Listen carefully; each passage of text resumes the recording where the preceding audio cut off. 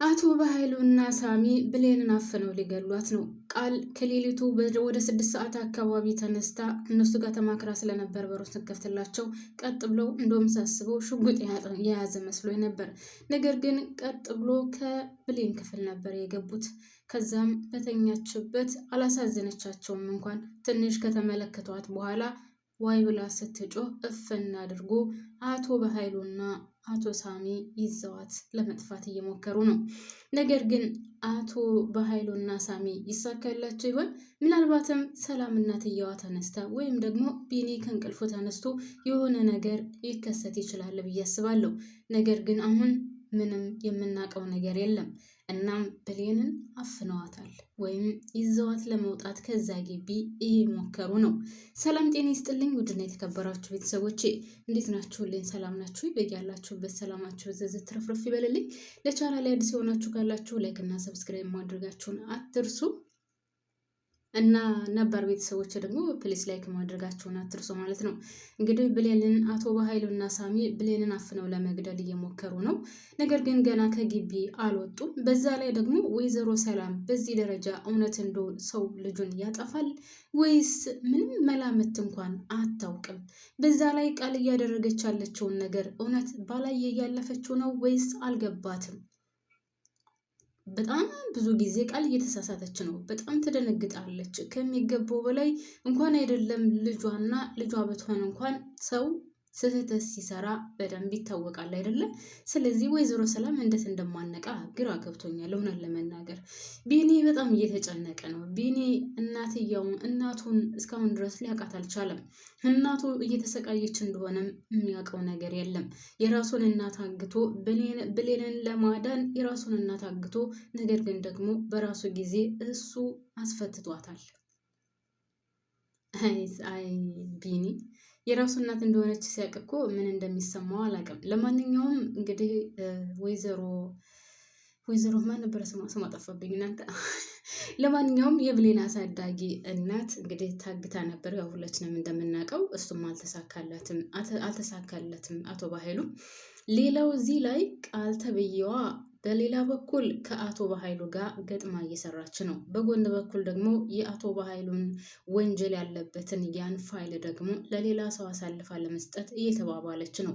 ስለዚህ እች ልጅስ ሌላ ዕዳ ውስጥ እየገባች አይመስላችሁም? እሷ አላወቀችውም እንጂ አቶ በኃይሉ ሳያውቅ ያ ወንጀል የሰራበትን እሱ ብቻም ሳይሆን ሳሚም አለበት። ሁለቱ ወንጀል የሰሩበትን ለሌላ ሰው አቀብላ ሰጥታ እሷ በሰላም የምትኖር መስሏታል።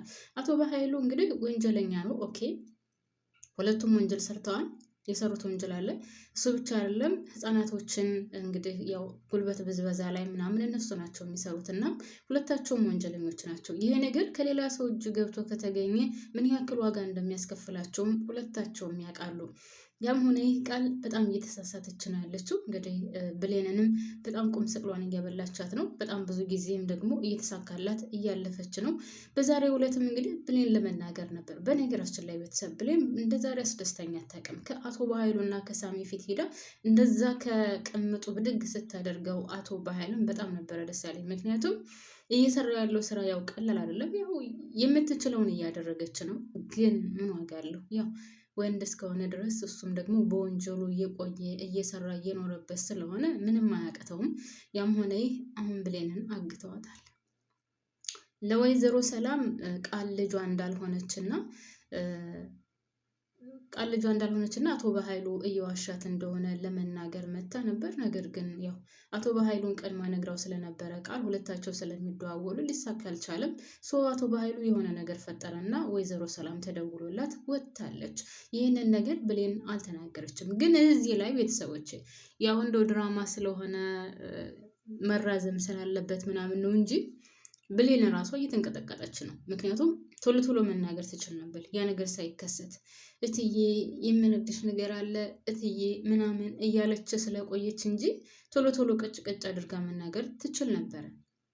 ነገር ግን ያው ድራማውን ለማራዘም ሲሉ እንደዛ አድርገውታል እና ያው አልተናገረችም። ወይዘሮ ሰላምም ስልክ ተደውሎላት ወጥታለች ማለት ነው። እስካሁን ድረስ እንግዲህ የብሌን አሳዳጊ እናትና ቢኒ አይተዋወቁም። እሷ ልጇ እንደሆነ የምታውቀው ነገር የለም።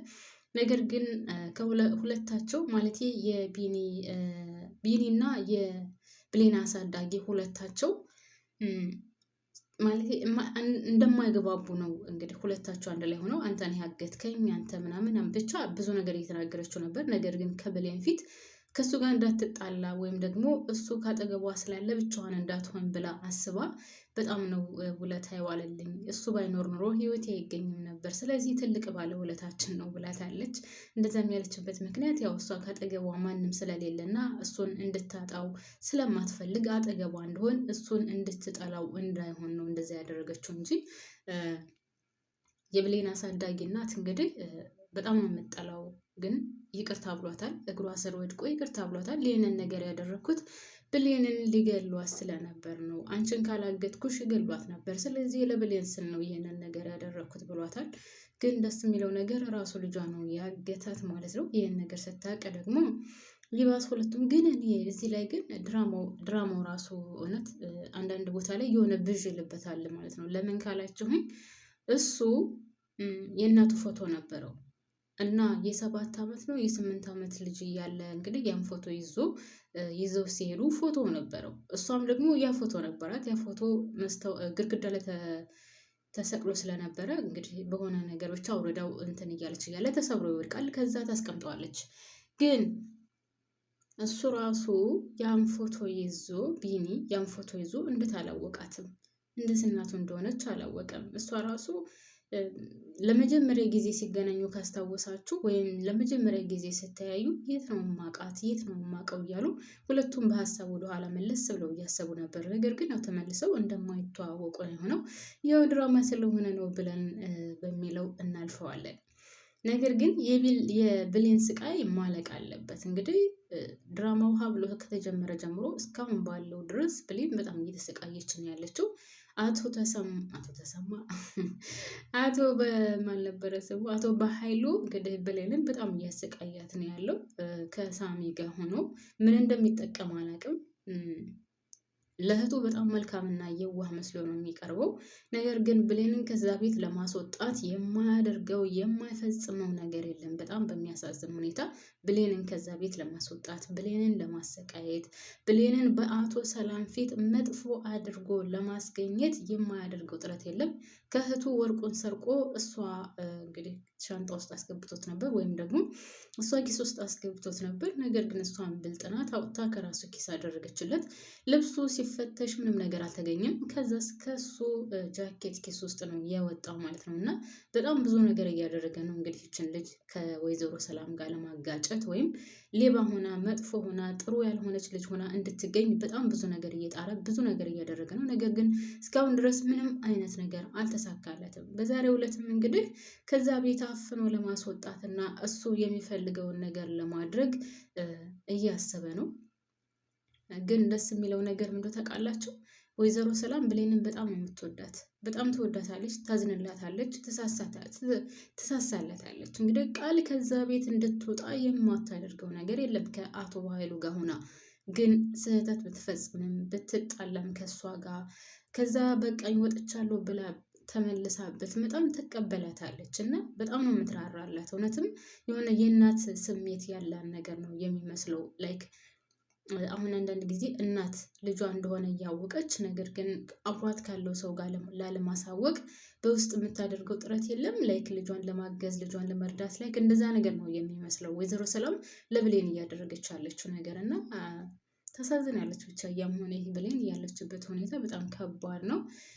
እንግዲህ ዳግም ቢኒም ቢሆን ምናልባትም አሁን አቶ በኃይሉና ሳሚ አፍነው ይዘዋት ሳይወጡ ምናልባት ወጥቶ ሊያግዛት ይችላል። በዛ ላይ ደግሞ በጣም ነበር የምታሳዝነው። እኔ በነገራችን ላይ ቢኒና ብሌን አንድ ላይ ነበሩ እና ምናልባትም ሁለታቸው አንድ ላይ ይሆናሉ ብዬ አስቤ ነበረ። ልክ አቶ በኃይሉና ሳሚ ቃል ከፍታላቸው በዛ ደረቅ ሌሊት ከፍተው ሲገቡ ወደ ክላሷ፣ ነገር ግን ተኝታ ነው የተገኘችው። እኔ አስቤ የነበረው ምናልባትም ከቢኒ ጋር ትሆናለች ትተርፋለች ብዬ ነበር። ያም ሆነ ይህ እንግዲህ አቶ በኃይሉ አፍኗታል ማለት ነው። ይዟት ይወጣል ከዛ ግቢ፣ ይዟት አይወጣም የሚለውን በቀጣዩ ክፍል የምናየው ይሆናል። ውድ ቤተሰቦቼ እስካሁን አብራችሁን ስለቆያችሁ ከልብ ነው የማመሰግነው። ላይክ ያላደረጋችሁ ላይክ እያደረጋችሁልኝ ቤተሰብ ሁኑ። ውድ ቤተሰቦች አብራችሁን ስለቆያችሁ ከልብ አመሰግናለሁ። በያላችሁበት ሰላማችሁ ይብዛልኝ። ባባይ